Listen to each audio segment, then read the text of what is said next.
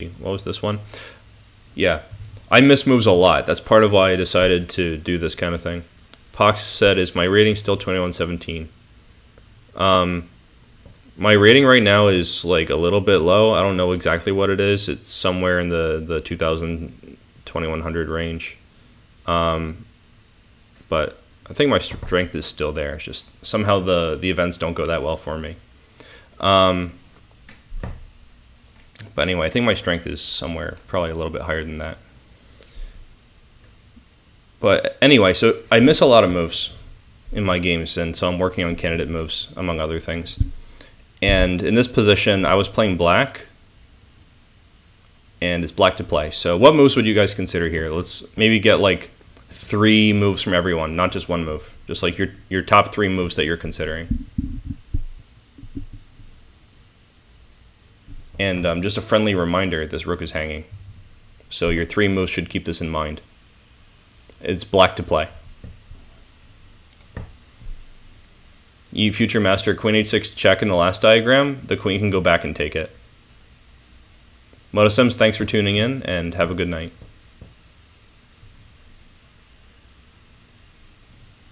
Hope to see you again in the future.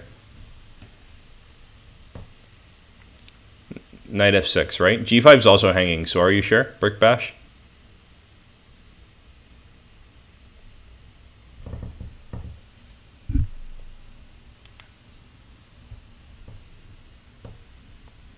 You might be right,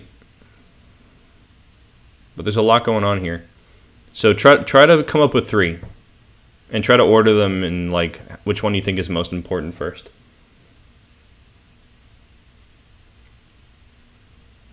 All right, so knight g6, knight f6, rook e7.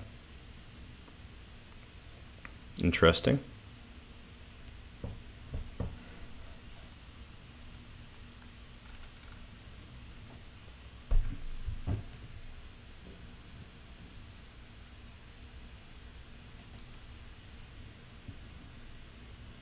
Try to come up with 3. If you force yourself to come up with 3, I think it will help you a lot more, because it'll force you to think in a more deep way.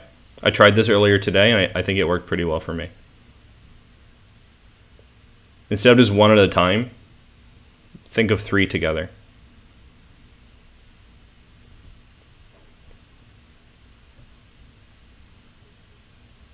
Queen d8, knight g6, knight f6. So Yi Future Master agrees with Obama 8 might change.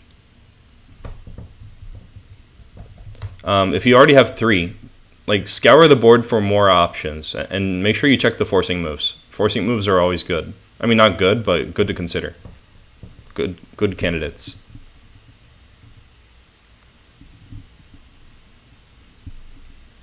The best things in life can be taken with force. No, I don't really mean that.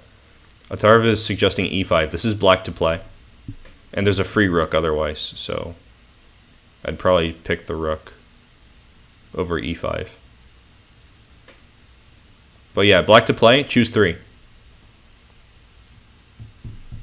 Not 1, 1, and 1, but 3 together. And this is an example where I failed in candidate moves. I was very satisfied with the move that I had prepared in advance. This is a mistake that I make a lot. I calculate something that's like deep and broad, and I do a lot of calculation. And then when people are still in the moves that I calculated, I usually play the moves too quickly. I don't slow down and make new candidate moves. So I had anticipated queen h5 and prepared 1 move. Yeah, b5, you're dropping a rook, so probably not. If the e and d pawns were not there, I think b5 would be a fine move, because after queen e8 there would be bishop b7 check. But unfortunately those pawns have been there for a long time, and they should stay there.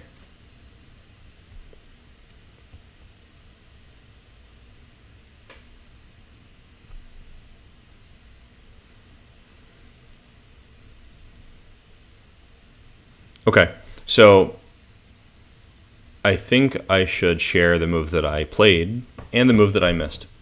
I played knight f6, and I won the game handily after queen takes g5 and knight takes g4. I was partially capitalizing on my opponent's time pressure and apparent anxiety.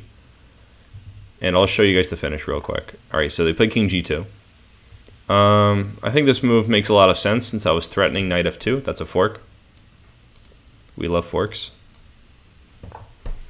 So I played h6, disturbing the piece being the queen. And after queen h4, I played knight g6, and now all my pieces are flying in with tempo. All right, Obama ate my change caught on. He said, isn't the queen trapped? Yes. The move that I missed is the best way to trap the queen. But first I'll show you the end of the game just because it's entertaining. So queen g3 and then bishop d4. Notice all the minor pieces just like soaring into action against that bear king. Like I said, king safety is one of the most important factors. So I took aim completely at the king and the queen. And after knight g e5, attacking all the things, there was nothing they could really do. If they take the knight in the most obvious way, then after knight to, I guess, e3, they lose a queen. You know, they could play maybe this one, but I'll take this. And they can take my bishop, but I really don't mind. I already have my queen. Yeah. And they can't even take back because of rook takes d3. So that's a tactical feature. And so they lost a piece pretty easily here. They took my knight. I took their everything. All right, and the reason they can't take my rook here is knight f3. Another fork. And after queen f7, I was like, no, please take it.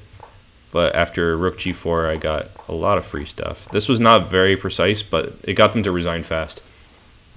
But the move that I missed, if we go back, in this position, I did not think about knight f6 on move 2. I thought about it only on move 1. So that's because I had seen knight f6 far in advance, and I was like, I'm going to play knight f6. So I just played it instantly. I was like, that's the good move. It attacks g4 so much. I created a narrative. I convinced myself to do it. But if you just look at the game for what it is with your candidate moves, you'll see that pawn takes f4 is the best move. This is clearly good because in a position like this, you would love to have an e5 outpost. That piece becomes like as strong as a rook once you get it, and we go up a pawn. So we have to consider a move like that. The rub is that if they take this rook, we don't like to be down a rook, but knight d f6 traps the queen. And there's actually some small detail to this. Let me see if I can remember what it was that I saw here. I saw they had a way to escape. They have knight b5. I think this is what I saw.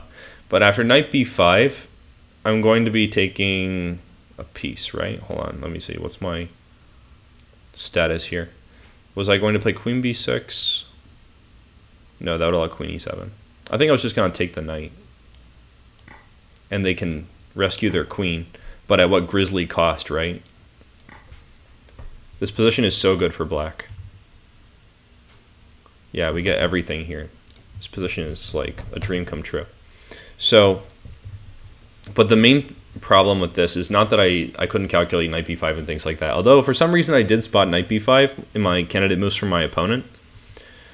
I just didn't come up with a candidate idea of sacrificing the rook, which is really not acceptable for a player of my standing, which is why I'm working on this kind of thing. And I invite you guys to work more on this kind of thing as well. I have like several more examples.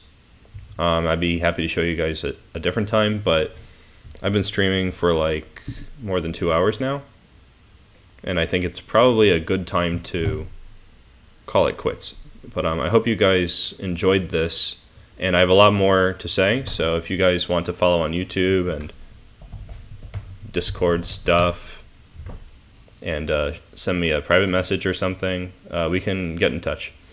So the things you think about, again, is candidate moves. I'm going to message it. So you think about ideas, and then candidate moves for the ideas, and you analyze them in depth, which means you also have to evaluate. Don't forget that part. And then the last thing is you play the move with a satisfactory result. And the 3 things that you think about to evaluate is king safety, activity, material. Material, just remember material is the least important of the three most important things. Your pieces, it doesn't matter how many you have if they're not active, and it doesn't matter how active your pieces are if you have no king.